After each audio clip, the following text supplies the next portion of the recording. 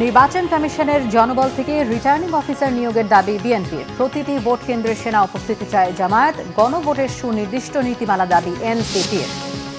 নির্বাচন নিয়ে এখনও দোলাচলে মানুষ, বলেছেন মির্জা ফখরুল। শেখ হাসিনার রায়ের গুরুত্ব কমিয়ে দিতে একটি মহল অত্যন্ত পরিকল্পিতভাবে মব ভায়োলেন্স করছে।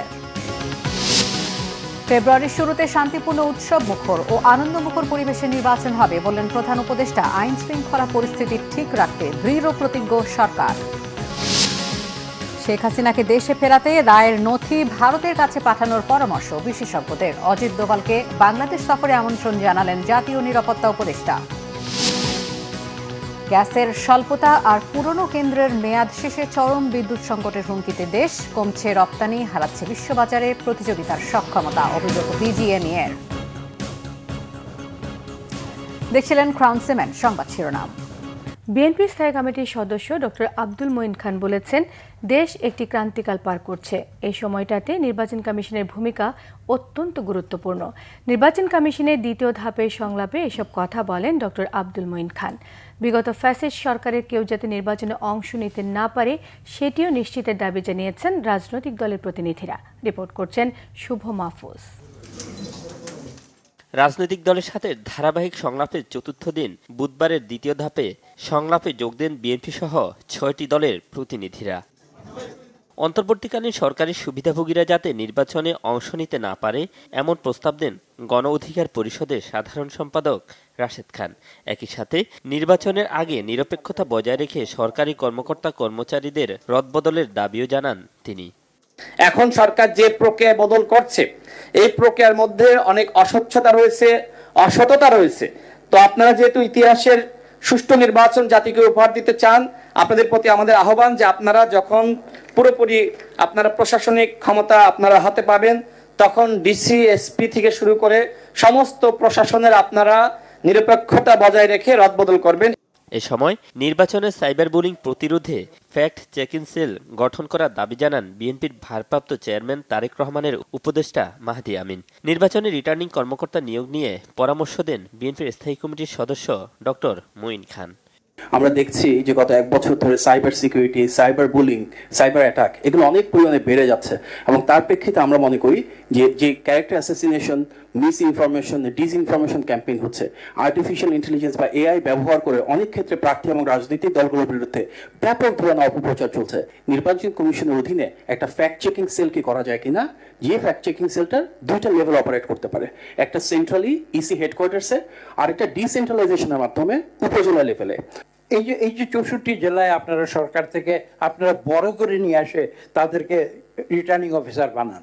এই যে 300 সিটে আপনারা অ্যাসিস্ট্যান্ট রিটার্নিং অফিসার বানান সরকার থেকে ভাড়া করে নিয়ে আসে। আপনারা একবার সাহস করে এই সিদ্ধান্তটা নেন যে রিটার্নিং অফিসার আপনাদের নির্বাচন কমিশন থেকে থাকবে, অ্যাসিস্ট্যান্ট রিটার্নিং অফিসার আপনাদের নির্বাচন কমিশনে ডেডিকেটেড লোকেরা হবে।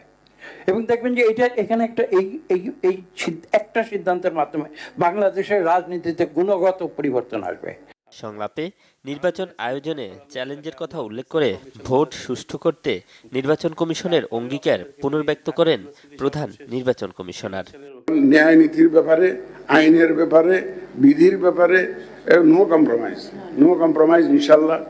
তবে আপনাদের সমর্থন দরকার হবে। সবকিছু বাস্তবিক এবং বাস্তবতা বিবেচনায় নিয়ে একটা স্মার্ট সলিউশন আমাদেরকে আসতে হবে। তো শুধু সেইভাবে আমরা এগিয়ে যাচ্ছি ইনশাল্লাহ। আপনাদেরকে সাথে নিয়ে আমরা সুন্দর নির্বাচন দিতে পারবো সেই বিশ্বাস আমাদের আছে। স্বচ্ছ নির্বাচনের জন্য প্রার্থীদের আচরণবিধি সঠিকভাবে মেনে চলার আহ্বানও জানান সিইসি। শুভ মাহফুজ, বাংলা ভিশন, ঢাকা। এদিকে জামায়াতে ইসলামী নির্বাচন কমিশনে অভিযোগ করছে, ডিজাইন করে প্রশাসনে রদবদল করা হচ্ছে। সুষ্ঠু ও গ্রহণযোগ্য নির্বাচনের স্বার্থে প্রতিটি কেন্দ্রে অন্তত 5 জন করে সেনা সদস্য রাখা সহ বেশ কিছু সুপারিশ করে দলটি। ভোট কেন্দ্রে ভোটার উপস্থিতি বাড়াতে রাজনৈতিক দলগুলোর সহযোগিতা চেয়েছেন প্রধান নির্বাচন commissioner AMM Nasiruddin. Report Syed Abdul মহিতের। আসন্ন ত্রয়োদশ জাতীয় সংসদ নির্বাচনকে সামনে রেখে নিবন্ধিত রাজনৈতিক দলগুলোর সঙ্গে ধারাবাহিক সংলাপের অংশ হিসেবে বুধবার প্রথম ধাপে জামাত ও এনসিপি সহ 7টি দলের সাথে বৈঠক করে নির্বাচন কমিশন। আগারগাঁওয়ে নির্বাচন ভবনে বৈঠকের শুরুতে বক্তব্য দেন প্রধান নির্বাচন কমিশনার এএমএম নাসির উদ্দিন। ভোটাররা একটু ভোট বিমুখ হয়ে গেছিল গত 10-15 বছরে, ভোট কেন্দ্র বিমুখ, আসতে চায় না, চিন্তা করতো যে হয়তো আমি যাওয়ার আগে আমার ভোটটা কেউ না কেউ দিয়ে দিবে হয়তো, আর গিয়ে বেলা কি ফলাফলটা তো জানা আছে যে ডিসাইডেড, এই ধরনের একটা মন মানসিকতা গ্রো করেছিল। আপনারা জনগণকে একটু উদ্বুদ্ধকরণে একটা ভূমিকা রাখবেন, আশা করি যাতে মানুষ ভোট কেন্দ্রে আসে। বৈঠকে নির্বাচন কমিশনের আচরণবিধি সংশোধন, তফসিল ঘোষণার পর প্রশাসনের রদবদল ও অবৈধ অস্ত্র উদ্ধার সহ বেশ কয়েকটি সুপারিশ করে জামাত, আর কমিশনকে নিরপেক্ষতা বজায় রাখতে সুপারিশ করে এনসিপি। 1 মাসও হয়নি, 20 দিনও হয়নি, একজন ডিসি সেখানে চলে গেছে, সেটাও হঠাৎ করে আবার 1 সপ্তাহের মধ্যে অনেককে রদবদল করা হয়েছে। এটার পিছনে মনে হয় যেন কোনো একটা ডিজাইন করে একটা উদ্দেশ্যে এই কাজটা কোনো জায়গা থেকে হচ্ছে। এখন একজন সেনা সদস্য একটা ভোট কেন্দ্রে দিলে এটা খুব একটা বেশি পরিবেশের জন্য গুরুত্বপূর্ণ হয় না। সংখ্যাটা একটু বৃদ্ধি করে অন্তত 5 জন সেনা সদস্য একটা ভোট কেন্দ্রে, স্ট্যাকিং ফোর্স তো থাকেই। গণভোট কি প্রক্রিয়া হবে, কিভাবে আপনারা এটা বাস্তবায়ন করবেন, এই সুনির্দিষ্ট নীতিমালা আমরা কবে পাবো, কবে আমরা প্রচারণা করতে পারবো, সেই বিষয়ে আপনারা আজকে আমাদের একটু জানাবেন। অন দ্য কন্ডিশন দ্যাট যে ইলেকশন কমিশন, বিএনপি, জামাত এবং এরপরে নামবেন, অর্থাৎ ইলেকশন কমিশন সবগুলো দলের উপরে থাকবে, তাহলে হয়তোবা আমরা এই কোঅপারেশনে এগিয়ে আসতে পারবো। প্রার্থীদের প্রচারণার ক্ষেত্রে কমিশনকে শর্ত আরো শিথিলের আহ্বান জানায় রাজনৈতিক দলগুলো। যদি বজায় রাখতে পারে। সৈয়দ আব্দুল মুহিত, বাংলা ভিশন, ঢাকা। বিএনপি মহাসচিব মির্জা ফখরুল ইসলাম আলমগীর বলেছেন, নির্বাচনের সময় জানানো হলেও শিডিউল ঘোষণা হয়নি, এ নিয়ে মানুষ দোলাচলে রয়েছে। বিগত 1.5 দশকে যে সব দল আন্দোলন করেছে তাদের নিয়ে এমন একটি মোর্চা তৈরির কথাও জানিয়েছেন মির্জা ফখরুল ইসলাম আলমগীর। শেখ হাসিনা রায়ের গুরুত্ব কমিয়ে দিতে একটি মহল অত্যন্ত পরিকল্পিতভাবে মব ভায়োলেন্স করছে বলে অভিযোগ করেছেন মির্জা ফখরুল। আরও জানাচ্ছেন জাহাঙ্গীর আকন্দ। রাজধানীর একটি হোটেলে 24-এর গণ অভ্যুত্থানে বিএনপি শীর্ষক বইয়ের মোড়ক উন্মোচন করেন বিএনপির মহাসচিব মির্জা ফখরুল ইসলাম আলমগীর। এ সময় তিনি বলেন, ফ্যাসিবাদ বিরোধী আন্দোলনে কার কৃতিত্ব কি তা নিয়ে বিএনপির মধ্যে কোনো সংকীর্ণতা নেই, সংস্কার কারও একার কৃতিত্ব নয় বলে উল্লেখ করেন তিনি। শেখ হাসিনার রায় নিয়েও কথা বলেন মির্জা ফখরুল। আমার মাঝে মাঝে হতাশ লাগে যখন দেখি যে আপনার একদিকে ফ্যাসিস্ট হাসিনার মানবতা বিরোধী অপরাধের জন্য রায় দেওয়া হচ্ছে কোর্টে, অন্যদিকে দেখি একটা মব ভায়োলেন্স চলছে। এটা কিসের আলামত আমি জানি না।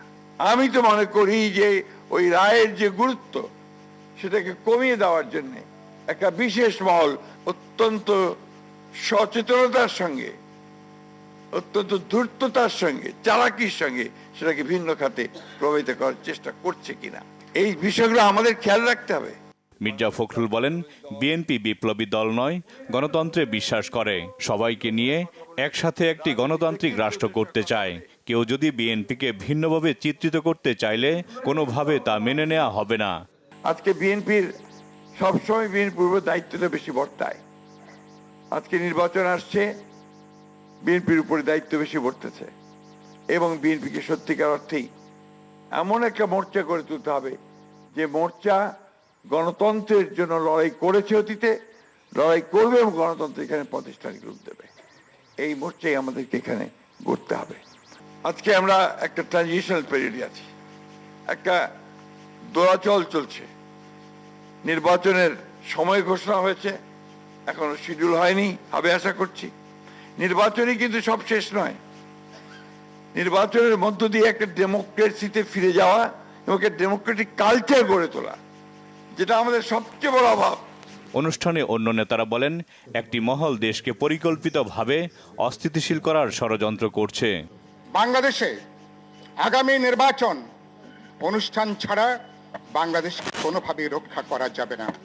বাস্তবে এখন যেটা আধা নৈরাজ্য চলছে, কোথাও দেশে কোনো সরকার আছে বলে বোঝা যাচ্ছে না।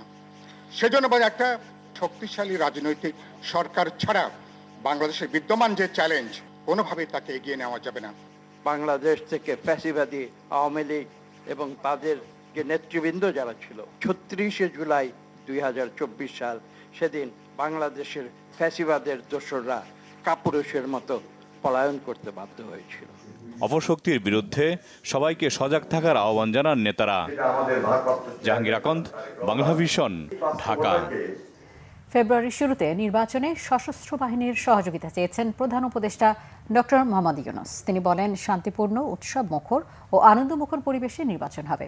বাংলাদেশ একটি উত্তরণের সময় পার করছে উল্লেখ করে তিনি বলেন, যে কোনো অবস্থায় আইন শৃঙ্খলা পরিস্থিতি ঠিক রাখতে সরকার দৃঢ় প্রতিজ্ঞ। রিপোর্ট করছেন সিকান্দার রেমান। সামরিক বাহিনীর কমান্ড ও স্টাফ কলেজের গ্রাজুয়েশন সনদ বিতরণ অনুষ্ঠানে যোগ দেন প্রধান উপদেষ্টা ডক্টর মোহাম্মদ ইউনূস। এবছর ডিএসসি কোর্সে বাংলাদেশ সেনাবাহিনীর ১৭০ জন, নৌবাহিনীর ৪৫ জন, বিমান বাহিনীর ৩৬ জন, বাংলাদেশ পুলিশের ৩ জন কর্মকর্তা গ্রাজুয়েশন সম্পন্ন করেছেন। এছাড়াও চীন, Bharat, Indonesia, Iran, Jordan, Kenya, Saudi আরব, পাকিস্তান সহ ২৪টি দেশ থেকে আগত ৫৮ জন অফিসারও গ্রাজুয়েট ডিগ্রি সম্পন্ন করেছেন। Simple things said, we are not going back to where we are coming from. Then it's useless for all this bloodshed and sacrifices and the sacrifices of life and the limbs. Families losing their sons and their daughters or getting maimed. Unless we build the country of our dream. That was the process of reform. এ সময় বাংলাদেশের পরিস্থিতি ও আগামী সংসদ নির্বাচন নিয়েও কথা বলেন প্রধান উপদেষ্টা। So now the time for election, we are looking forward to it. And we announced the date for February, first half of February. Again, we need the support from our armed forces, from our police, and law enforcing agencies, all types. Because it is a big undertaking coming from an uprising, moving to an election. It's a very peaceful kind of celebration, mood of happiness and being together. It's still expressing our own. প্রধান উপদেষ্টা বলেন, গণ অভ্যুত্থানের পর বাংলাদেশ এখন উত্তরণের সময় পার করছে। এটি বাংলাদেশের জন্য গুরুত্বপূর্ণ সময়, যখন তরুণরা একটি স্বৈরাচারী গোষ্ঠীকে তাড়িয়েছে। অনুষ্ঠানে ৩ বাহিনীর প্রধান সহ সামরিক ও বেসামরিক ঊর্ধ্বতন কর্মকর্তারা উপস্থিত ছিলেন। সিকান্দার রেমান, বাংলা ভিশন, ঢাকা। বহুল আলোচিত নির্বাচনকালীন নির্দলীয় তত্ত্বাবধায়ক সরকার ব্যবস্থা নিয়ে আগামীকাল বৃহস্পতিবার রায় ঘোষণা করবে সুপ্রিম কোর্টের আপিল বিভাগ। তবে আপিল বিভাগের রায়ে তত্ত্বাবধায়ক সরকার ব্যবস্থা পুনর্বহাল হলেও আগামী ত্রয়োদশ জাতীয় সংসদ নির্বাচন এই সরকার ব্যবস্থায় হওয়ার সুযোগ নেই বলে মনে করছেন সংশ্লিষ্ট আইনজীবীরা। তাদের মতে চতুর্দশ জাতীয় নির্বাচনই হতে পারে তত্ত্বাবধায়ক সরকারের অধীনে। ২০১১ সালে তৎকালীন প্রধান বিচারপতি এবিএম খায়রুল হক তত্ত্বাবধায়ক সরকার ব্যবস্থা বাতিলের রায় দেন। গত বছরের ৫ আগস্ট দেশের রাজনৈতিক পট পরিবর্তনের পর এই রায় চ্যালেঞ্জ করে সুজন সম্পাদক ডক্টর বদিউল আলম মজুমদার সহ ৫ বিশিষ্ট নাগরিক রিভিউ আবেদন জানান। একই ইস্যুতে বিএনপি দলের মহাসচিব মির্জা ফখরুল ইসলাম আলমগীর, জামায়াতে ইসলামী এবং আরও একজন পৃথক রিভিউ আবেদন করেন। মানবতাবিরোধী অপরাধের দায়ে মৃত্যুদণ্ডপ্রাপ্ত সাবেক প্রধানমন্ত্রী শেখ হাসিনাকে ফিরিয়ে আনতে পররাষ্ট্র মন্ত্রণালয়ের মাধ্যমে আন্তর্জাতিক অপরাধ ট্রাইব্যুনালের রায়ের নথিপত্র দ্রুত ভারতে পাঠানো উচিত বলে মনে করেন সাবেক কূটনীতিক মাহফুজুর রহমান। শেখ হাসিনাকে ফিরিয়ে আনতে ইন্টারপোলের সাহায্য নেওয়ার কথা বলেছেন ট্রাইব্যুনালের prosecutor Gazi MH Tamim. Report করছেন ইমরুল কায়েস।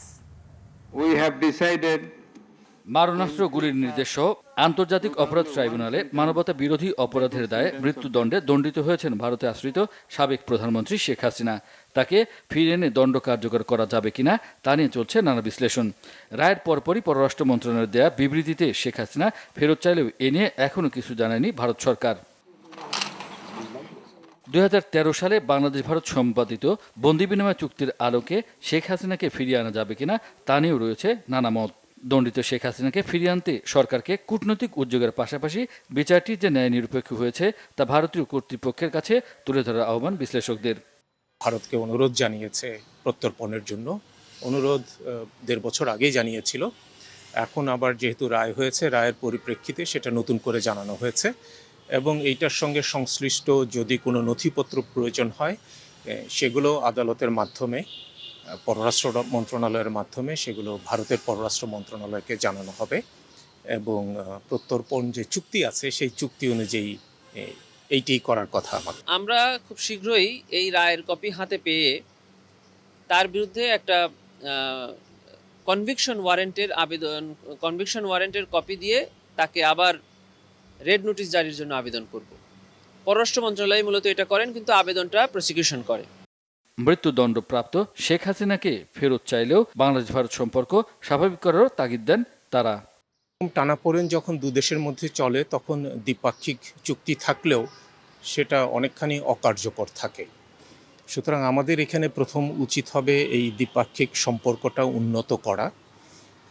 আমাদের মনে যত ক্ষোভই থাকুক, আমাদের কূটনৈতিকভাবে এই সম্পর্কটা উন্নত করতে হবে, যাতে আমরা এই প্রত্যর্পণ চুক্তি অনুযায়ী আসামি যারা অভিযুক্ত হয়েছে তাদেরকে ফেরত আনা সম্ভব হয়। যে বন্দি প্রত্যর্পণ চুক্তি, এখন এই চুক্তি অনুযায়ী ভারত ফেরত দিবেন, বন্ধুত্ব রক্ষা করবেন, এটাই আমাদের দাবি, এটাই আমাদের চাওয়া। কিন্তু যদি না দেয় তাহলে ফেরত দেওয়ার জন্য ভারতের বিরুদ্ধে আসলে মামলা করার কোনো ব্যবস্থা নাই।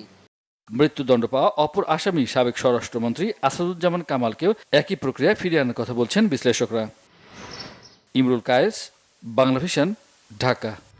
ভারতের জাতীয় নিরাপত্তা উপদেষ্টা অজিত দোভালের সঙ্গে দেশটির সফররত জাতীয় নিরাপত্তা উপদেষ্টা খলিলুর রহমানের দ্বিপক্ষীয় বৈঠক অনুষ্ঠিত হয়েছে। আজ বুধবার সন্ধ্যায় দিল্লিতে বৈঠক হয়। দিল্লিতে বাংলাদেশ হাইকমিশন এক্স হ্যান্ডলারে এ তথ্য জানিয়েছে। ভারতে আশ্রিত মানবতা বিরোধী অপরাধের দায়ে মৃত্যুদণ্ডে দণ্ডিত সাবেক প্রধানমন্ত্রী শেখ হাসিনাকে ফেরত চাওয়ার মধ্যেই এই বৈঠক অনুষ্ঠিত হলো। তবে এই বিষয়ে কোনো আলোচনা হয়েছে কিনা তা জানা যায়নি। শেখ হাসিনাকে ফেরত চেয়ে এর আগে চিঠি এবং বিবৃতি দিয়েছে পররাষ্ট্র মন্ত্রণালয়। দুদেশের জাতীয় নিরাপত্তা উপদেষ্টার বৈঠকে সিএসসির কার্যক্রম এবং গুরুত্বপূর্ণ দ্বিপাক্ষিক বিষয় নিয়ে আলোচনা হয়। এই সময় ডক্টর খলিলুর রহমান সুবিধাজনক সময়ে বাংলাদেশ সফরের জন্য ভারতের জাতীয় নিরাপত্তা উপদেষ্টা অজিত দোভালকে আনুষ্ঠানিক আমন্ত্রণ জানান। সপ্তম কলম্বো সিকিউরিটি কনক্লেভের নিরাপত্তা উপদেষ্টার স্তরের বৈঠকে অংশ নিতে ডক্টর খলিলের নেতৃত্বে একটি প্রতিনিধি দল বর্তমানে ভারতে অবস্থান করছেন। এই সফরকে কেন্দ্র করেই অজিত দোভালের সঙ্গে তাদের এই সৌজন্য সাক্ষাৎ এবং বৈঠক অনুষ্ঠিত হয়।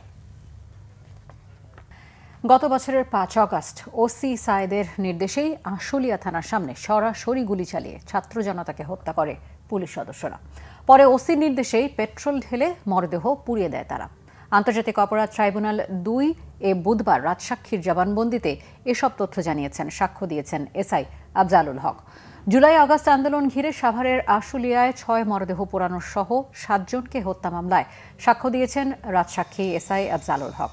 সাক্ষ্যে তিনি বলেন, 5 অগস্ট শেখ হাসিনা দেশ ছেড়ে যাওয়ার পর ওসি সায়েদের নির্দেশে বিকেলে আশুলিয়া থানার সামনে এএসআই বিশ্বজিৎ সহ আরও কয়েকজন পুলিশ সদস্য ছাত্র জনতার মিছিল লক্ষ্য করে সরাসরি গুলি করে। তখন ওসি সায়েদুর তার ঊর্ধ্বতন কারো সাথে ফোনে কথা বলছিলেন বলে দেখেন সাক্ষী Afzalul.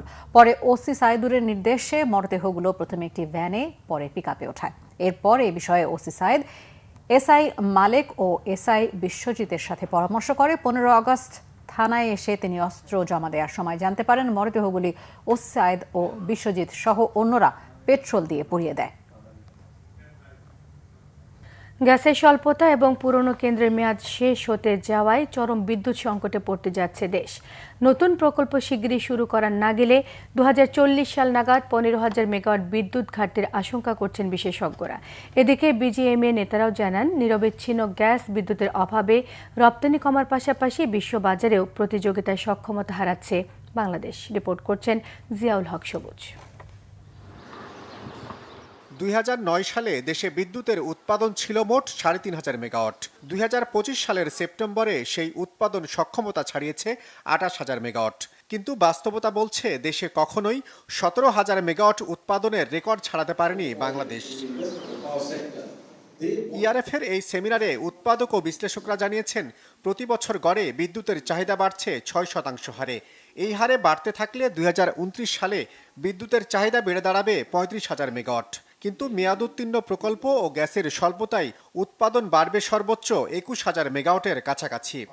48% of this energy generation comes from private sector, and how can you neglect a few bad players?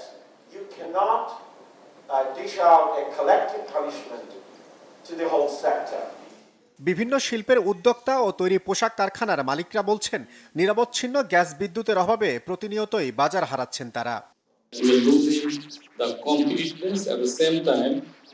We are losing the market because our industry is a very on-time driven industries. If we cannot ship our goods on time, then we are going to lose the market. We talk about lot of power plants. We have excess power plants, but I'm telling you, by 2029, there will be shortage of power plants, and that need to be planned and installed now. আলোচকরা বলছেন, স্বচ্ছ নীতি পরিকল্পনার অভাবে সৌরশক্তির মতো নবায়নযোগ্য জ্বালানি থেকে বিদ্যুতের উৎপাদন এখনো আটকে আছে মোট উৎপাদনের 3% ঘরে।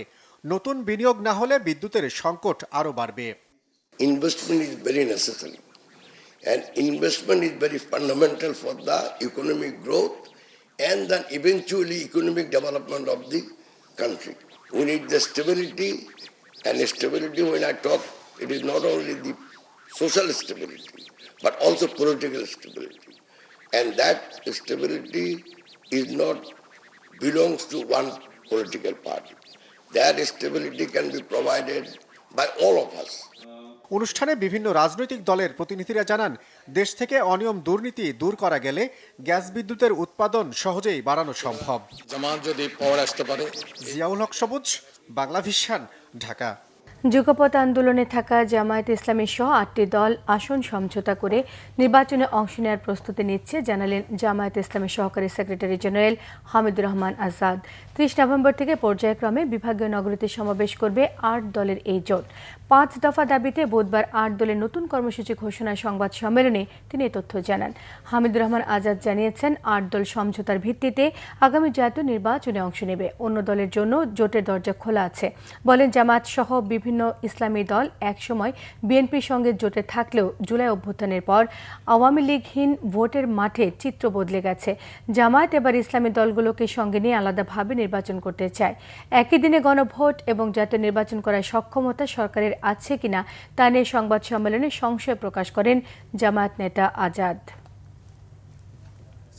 রিথিং করেন, আমরা এটাও বলেছি অল্টারনেটিভ ওয়ে করেন, আলোচনার ডোর বন্ধ করবেন না, শেষ মুহূর্ত পর্যন্ত আলোচনা হইতে পারে, দেশের সাথে জনগণের যেটা যৌক্তিক হবে এটা আপনারা করবেন। একই দিনে গণভোট, একই দিনে জাতীয় নির্বাচন কেউ ম্যানেজমেন্ট করুন, কোনো ধরনের বক্তব্য কিন্তু উপস্থাপন করতে পারে নাই, কোনো ধরনের রিপ্লাই ওনারা দিতে পারেন নাই। তার মানে গভর্নমেন্টের ভিতরেও এখনও সুস্পষ্টভাবে একই দিনে কীভাবে ভোট নেবে সে প্ল্যানিং ঠিকভাবে ওনারা স্থির করতে পারেন নাই। আগামী 30 নভেম্বর হইতে 6 ডিসেম্বর পর্যন্ত ঢাকা ব্যতীত 7 বিভাগীয় শহরে 8 দলের উদ্যোগে সমাবেশের আয়োজন করা হবে। উক্ত সমাবেশে 8 দলের শীর্ষ নেতৃবৃন্দ বক্তব্য রাখবেন, জাতিকে সচেতন করবেন এবং আগামী দিনে দুর্নীতিমুক্ত এবং দখলবাজ মুক্ত সরকার যেন গঠন হয় সেই ব্যাপারে উৎসাহিত করবেন। ডেঙ্গু আক্রান্ত হয়ে গত 24 ঘন্টায় সারা দেশে আরও 6 জনের মৃত্যু হয়েছে। এ নিয়ে চলতি বছরে ডেঙ্গুতে মৃতের সংখ্যা দাঁড়ালো 349-এ। বুধবার স্বাস্থ্য অধিদপ্তরের হেলথ ইমার্জেন্সি অপারেশন সেন্টার ও কন্ট্রোল রুম থেকে পাঠানো রিপোর্টে এই তথ্য জানানো হয়। এতে বলা হয়, গতকাল মঙ্গলবার সকাল 8টা থেকে আজ বুধবার সকাল 8টা পর্যন্ত 788 জন ডেঙ্গু আক্রান্ত হয়ে হাসপাতালে ভর্তি হয়েছেন। এর মধ্যে ঢাকা মহানগরীর হাসপাতালগুলোতে 252 জন, ঢাকা বিভাগের সিটি কর্পোরেশনের বাইরে 130 জন, চট্টগ্রাম বিভাগে 108 জন, রাজশাহী বিভাগে 88 জন, বরিশাল বিভাগে 87 জন, খুলনা বিভাগে 66 জন এবং ময়মনসিংহ বিভাগে 54 জন ও সিলেট বিভাগে 3 জন হাসপাতালে ভর্তি হয়েছেন। এ নিয়ে চলতি বছরে এখন পর্যন্ত এই রোগটিতে আক্রান্ত হয়ে 87,712 জন হাসপাতালে ভর্তি হয়েছেন। এদিকে গত 24 ঘন্টায় সারা দেশে 973 জন ডেঙ্গু রোগী বিভিন্ন হাসপাতাল থেকে সুস্থ হয়ে বাড়ি ফিরেছেন। এ নিয়ে চলতি বছরে মোট ছাড়পত্র পেয়েছেন 84,570 জন। কোনোভাবেই কমছে না শিল্পাঞ্চল আশুলিয়াবাসীর দুর্ভোগ। দখল, দূষণ আর নিত্যদিনের যানজটে হাঁপিয়ে উঠেছে জনগণ। নেই কার্যকর কোনো ব্যবস্থা।